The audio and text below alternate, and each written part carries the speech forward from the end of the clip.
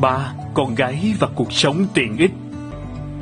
Được vui đùa cùng con mỗi ngày, được chăm sóc chở che cho con từng giây phút là món quà đặc biệt mà ba mẹ nhận được. Hãy luôn vui cười từng phút giây và vui đùa con nhé.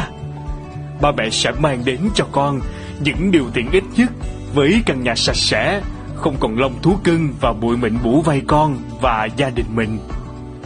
Mang đến cho con nền tảng sức khỏe tốt nhất là tình yêu của ba mẹ.